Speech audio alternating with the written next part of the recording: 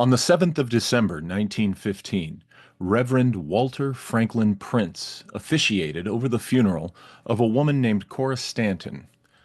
Prince hadn't led the congregation of the St. John's Episcopal Church of San Bernardino very long by this time, and he wouldn't much longer. By the end of the month, he and his wife would pack up their belongings and Prince would resign from the church. They departed to Boston immediately, where he would eventually become director of the American Psychical Research Society. In that following decade, Walter Prince would take up the fight with legendary Harry Houdini against corrupt spiritualist mediums. This was not Prince's first experience with spiritualists. In 1915 San Bernardino, the first spiritualist temple, located on 6th Street in Arrowhead, was indeed the first spiritualist temple founded in the state of California. It was highly regarded as such then. Its original members established the Brotherhood of Kindred Manifestations on 2 October 1858, sharing the Mormon temple space.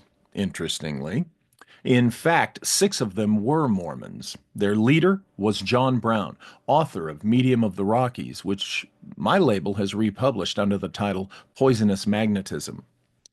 By the time we get to the 20th century, the first spiritualist temple counted among its members the elite of San Bernardino. Not the sort of people you'd want to cross. If you've read the first Empire of the Will book, you'll know why I suggest a reason to consider a spiritualist hand in the 7 deaths, which I propose were murders. Occult-driven, esoterically executed murders. Sechery provided an analysis of the San Bernardino Valley and identified the telluric currents, astonishing both of us with results revealing that these 7 deaths occurred on points along the telluric current lines. In the book, and since then, I have presented further esoteric analyses of these 7 deaths between the summer and December of 1915. I remain confident in my suspicions of the spiritualist temple in the Empire of the Wheel mystery. One of the reasons is Walter Franklin Prince's presence in San Bernardino when it all happened, and because he packs up and leaves just days after putting Cora Stanton in the ground. The mystery woman, Cora Stanton, was very publicly judged a suicide as quickly as the local authorities could do so. There was no suicide note found for 11 days, and then it was found in a place long ago searched. The whole thing was suspicious. The Walter Prince issue is that he was the Reverend Prince then, and in 1915, churches did not provide funerary services for suicides, much less the massively public funeral which Prince officiated. In the book, Rick Spence and I lay out why we think Prince defied standard church practices. Because Prince may have known more about the death of Cora Stanton than he let on. I say Prince knew Cora was murdered and may have known what she really was, a secular nun. I also argue that Cora was an intelligence agent on a mission to San Bernardino. What does one have to do with the other? The Episcopal Church has a long history with the U.S. intelligence community, dating back to the American Revolution. Secular nuns are not official agents of their given church. They are volunteers who choose to live the vows. Their lack of official employment by their church makes them perfect candidates for field operatives if their church wants to distance themselves from such activity, unlike the Vatican and the Mormon Church, who use their priests and missionaries extensively for intel work. Read Empire of the Wheel for the details on why we suspect Prince may have known or been told that Cora had been an agent and was assassinated.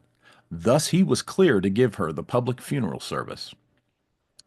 But why did Prince quickly depart San Bernardino? He was friends with the director of the APRS, who would pass the job to Prince in the 1920s.